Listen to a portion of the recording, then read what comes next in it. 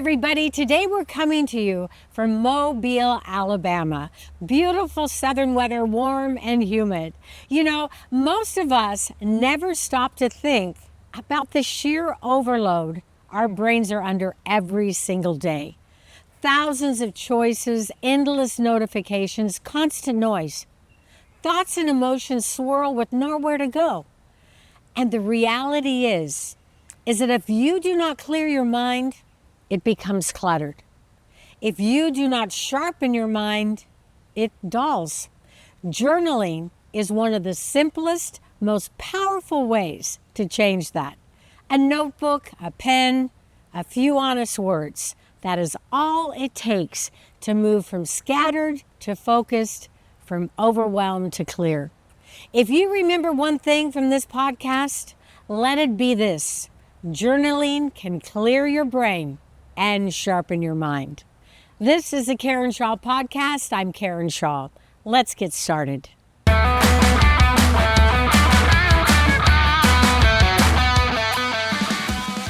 We are in the fourth episode of our backpack series, where we are loading up your well-being backpack with 5 simple science-backed fundamentals that help you feel more grounded, clearer, and more resilient in daily life. Now, so far, we've added 3 essentials. In episode 15, breathing, episode 16, hydration, and episode 17, sleep. Now, in episode 18, we're turning to the 4th fundamental, journaling. The simple act of putting words on paper that can bring clarity to your mind, ease to your emotions, and a fresh direction for your life. Even one honest line at the end of the day can start to shift how you think, how you feel, and how you move through the world. In this episode, we will explore why journaling matters, the science behind it, various styles you can try, and how to make it simple and sustainable. By the end, I guarantee you will see why journaling deserves a permanent place in your well-being backpack. If you're finding these episodes helpful, please like and subscribe. A simple click means a lot. Thanks. Okay, now before you tune out thinking, I'm not a writer, let me say this up front. Journaling is not about writing a novel. It is about clearing space in your mind so you can see yourself more clearly and live with more intention. From the moment you wake up, we all know this, the world is calling for our attention. Every sound, message, every demand is input. Every demand is input. And every one of those inputs requires your brain to filter and respond, all before you even finish your first cup of coffee. Now, some researchers estimate that our brains process millions of bits of information per second, far more, of course, than we can consciously notice. And beyond sensory data, consider our decision overload, our decision load. Some psychologists suggest, believe this, if you can believe this, that we make 30,000 to 70,000 micro decisions every day. What to think about, how to respond, and most of those choices happening without our awareness. All of this input and choice create background noise. Without an outlet, your thoughts run in an overcrowded highway. It's just like being on a busy highway. But once you put pen to paper, it's like a stoplight system comes on. Traffic slows, lanes open, and suddenly you can see where you are going. That is where journaling becomes an act of filtering and listening. When you have been practicing the 3 fundamentals we've covered so far, intentional breathing, hydration, and sleeping, your brain is more grounded. It's more regulated and more present.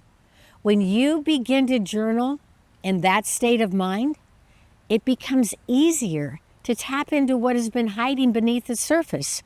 Subtle memories, emotions, and sparks of insight. We all want that. And journaling is not just a hobby or a trendy recommendation. Professionals, researchers are increasingly regarding it as a legitimate, adaptable tool in mental health care, academic settings, and personal growth work, because it can be shaped to fit your goals. It can be a place to vent, a place to reflect, or it can be a tool to focus on what is good. And this is not a new idea. Much of the knowledge we carry forward through the centuries has been passed down to us through journals and diaries. Queen Victoria kept a journal, if you can believe this, for over 60 years. Leonardo da Vinci filled notebooks with ideas, sketches, and observations that still inspire us. Anne Frank's diary became a powerful testament to resilience in humanity. And in literature, format of journaling has shaped unforgettable works, such as Alice Walker's The Color Purple, Bram Stoker's Dracula, and C.S. Lewis's The Screwtape Letters. Of course, we all know we are not all authors, and that is not the point here. Our words may never be published, but they are no less valuable. They carry a record of who we are and who we're becoming, and can absolutely help all of us live with more intention and awareness. When we get into the science of journaling, this is really quite remarkable. I remember reading an article that listed 80 different benefits of journaling. 80. Now, of course, I'm not going to cover all that today, but I do want to highlight some of the most powerful ones, and explain what is actually happening in your brain and body that makes journaling so effective. First of all, when we journal, the production of the stress hormone cortisol is reduced, which, we know this already, lowers the symptoms of anxiety and depression, and it softens the intensity of emotional events, makes everything a bit easier, and provides an overall healthier emotional baseline. That's important. Journaling gives you a safe place to name and process difficult feelings. You can put them down on paper. You can notice patterns and triggers and build self-awareness over time. If there were no other benefit than this one, that journaling would already be worth the effort. Research is also telling us that journaling strengthens the body. Believe it or not, it boosts the immune function, supports physical healing, and even improves sleep by helping you clear your worries before bed, something we all can use. It sharpens the mind, it fuels growth. Journaling brings clarity. It opens up your mind, clears your mind by transforming tangled thoughts into organized ideas. And it enhances memory and learning by facilitating the deeper encoding of experiences. Without all that mess in there, it cleans things out, sparking creativity, surfacing fresh insights, increasing gratitude, and helping you align with your goals and values with action. And finally, journaling strengthens relationships with yourself and with others. By clarifying your thoughts, your emotions, you learn to express yourself more clearly and listen more openly. It helps reducing this spinning, this rumination, thinking over and over about something, so you can be more present in conversations. And it gives you a perspective that fosters empathy. Over time, these changes show up over and over again, and you become calmer, clearer, more connected with the people around you. And that's just a fraction of the documented benefits. It's no wonder journaling keeps resurfacing in therapy, education, and personal growth. But let's talk about how this works in your mind and body. This is important, so you understand what is happening actually when you journal. Now, here's the simple version. When you write, you take swirling, unorganized thoughts we all have, and we take it out of the emotional centers of the brain, and we place them into words that your thinking brain can handle. The part of your brain called the prefrontal cortex plays a crucial role in planning, organizing, and making sense of things. And so when you journal, that part of your brain, it lights up and begins to give structure to what previously felt chaotic. Think about that. It's like putting pieces of the puzzle together. And the activity in the amygdala, the part of your brain that reacts to stress and threat, well, that begins to calm down. So writing helps regulate your stress response. That's why we often, I know I do, I feel a sense of relief or release after writing. It's a pretty common response because it helps relieve that stress. And in your brain, it also creates new connections between events and emotions. It strengthens the pathways that link memory, meaning, and understanding. Again, it's like taking loose puzzle pieces and snapping them together. And when you focus your writing on gratitude or positive events, well, you're training your brain to scan for what is good. And I'm all about that. And over time, this shifts your baseline attention so that you naturally notice more of the positive in your life. And I think we can all use that skill. And that's exactly what I discovered during my own personal experimentation with gratitude journaling. Through consistent practice, I mean, a lot of this stuff needs to be consistent, my emotional baseline gradually shifted. I noticed myself automatically scanning for the good in my day. And that awareness began to influence my choices. I began to intentionally make choices towards goodness as much as I possibly could in how I thought, how I spoke, and how I lived on my day-to-day basis. And there's a reason it worked. Robert Emmons, he's one of the leading researchers in gratitude, has shown that writing down even a few things you are grateful for can increase happiness, lower depression, even improve sleep. It's happened to me. Gratitude journaling actually retrains the mind, as we said, to look for what is good. And that is exactly what the research is saying. It happened to me, and it's right there in the research. And it's not just the words on a page. It's also training your mind and your heart. One of the pioneers in journaling is Dr. James Pennebaker, and he conducted a series of groundbreaking studies with college students in the 1980s. And he asked them to write for 15 to 20 minutes a day over 4 consecutive days about the most difficult experiences of their lives. Now, compared with students who wrote about cult-neutral topics, the group that wrote about their emotions went on. Now listen to this. They went on to report fewer doctor visits, better immune function, and even improved grade point averages. Pennebaker's work has since been replicated in dozens of studies involving thousands of participants, demonstrating that expressive writing, just writing down your emotions onto paper, is one of the simplest and most reliable tools for enhancing both mental and physical health. A common version of this practice is free journaling, writing whatever comes to mind without worrying, don't worry about grammar, structure, or anything like that. Another is the so-called junk journal. And this is where you just dump raw thoughts and anxieties onto the page as a way of releasing them. Now, in this case, the science tells us that when we translate emotional experience into words, the brain begins to organize it. Chaos turns into order, and once it's on the page, it no longer has the same grip on you as it did before.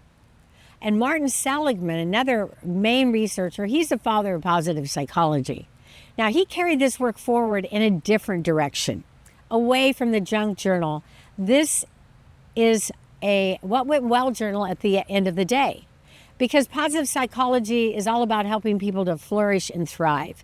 And this was one of the major tools that Seligman tested in a large study with hundreds of participants. And that's where he asked people to practice this what went well journal, writing down 3 good things that happened each day. I think we could all do that. The results were striking: increased happiness, reduced depression, and longer lasting improvements than many expected. It went beyond and above what people expected. Focusing your attention on the positives can create measurable changes in people's well-being. I know it did mine. And here's what makes journaling remarkable. It's not limited to a single group or purpose. Therapists use it to help clients process trauma. Educators, we talked about this, use it to strengthen learning. Leaders and creatives use it to clarify ideas and spark innovation. Every day, people use it to reflect, reset, and find meaning. The big picture is this. Journaling takes a swirl of thoughts and feelings out of your head and gives them form. It frees up mental energy, calms your stress, and helps you recognize patterns. Over time, it actually reshapes the way you perceive, respond to, and make choices in daily life. So let's bring this down to earth. How do you actually journal? How do we do this? Is there any specific way? What does this look like in real life? Well, first remember this. There's not one right way to journal. Your journal does not have to be neat, lengthy, or beautiful. It does not have to be daily to matter. Important point. Even a few words on a page can make a difference. We have already discussed some classic practices.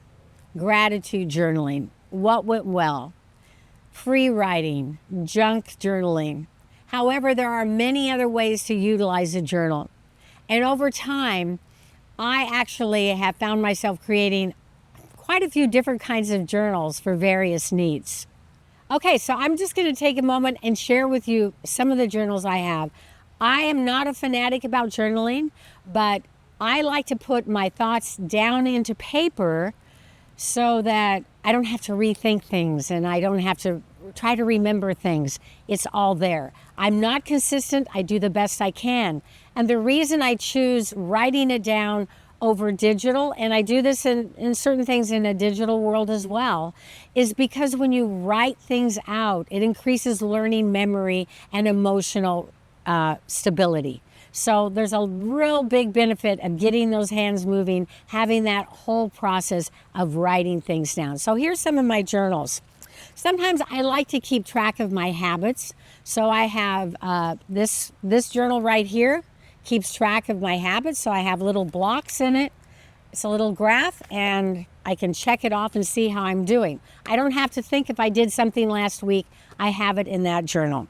This is my fitness journal. When I go to the gym, I do not like to have to go in and rethink every time, what weight am I on? And I also take notes in this so that I know if I need to increase weight or if I'm having an ache and pain. I write it all in here.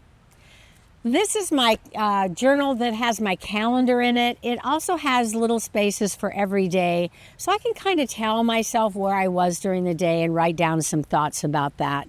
That's what this is for. It can be a larger journal. There's pages in here where if I just want to continue writing, I will do that in here. This is my spiritual journal. I have an active prayer life, so I like to keep track of things that were very meaningful to me and also special thoughts that I have in prayer and when I'm contemplating things. And this baby is my creative journal. This is where all my thoughts, my golden book, this is where all my thoughts, inspirations, and ideas for my podcast, social media, everything is in this baby. So as you can see, this is probably one of my favorite journals. So again, I'm not fanatic about it. I do the best I can. I don't beat myself up when I can't get it done every day, but I keep going back to it because it clears up my mind. If you can imagine all this information coming from here into here, how much clearer that makes my mind. So pick and choose, start little, but again, everything is to your benefit if you begin to journal. And, I'm going to be honest, I did not start out with all these journals. Initially, I journaled in a way that, let's say it resembled my junk journal, pouring out my frustrations, what felt wrong in my life. There was a lot. That was healing because it gave me a place to put those negative thoughts. But over time, with a change of thought and how I looked at the world, I realized that writing about the good for me was more beneficial.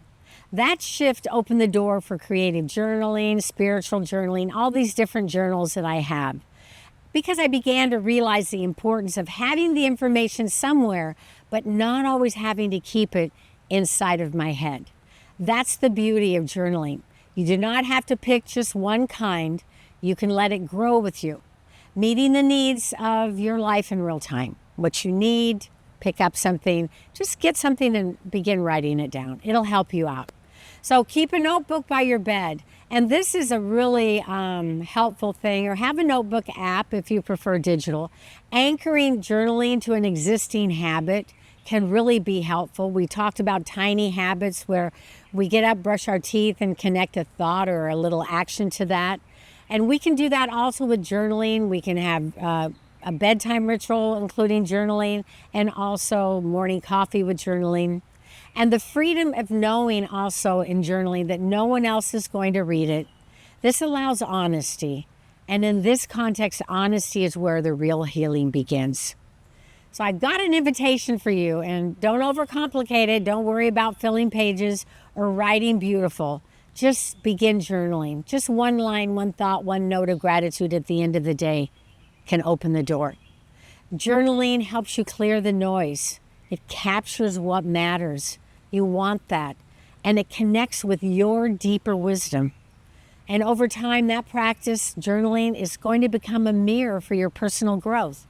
It's going to show you where you've been and point you to where you're going. And remember, this is not just another to-do. It is not. This is a tool, a lightweight, powerful practice tucked right into your well-being backpack, one you can reach for anytime. I always like to have something with me that I can write on, but I also have my phone, so I can use that too. So now we've covered 4 of the big 5 fundamentals: breathing, hydration, sleep, and the wonder journaling. Next time, we're going to reach into nature and explore something researchers call soft fascination. I love the word soft fascination. It's a powerful way for the mind to reset and recharge simply by being in the natural world. My hope so far is that this backpack series has been useful to you. And if it has, please take a moment to share it with someone who could benefit. And be sure to like and subscribe. It really helps us share these tools with more people. Remember, journaling is a simple way to clear your brain and sharpen your mind.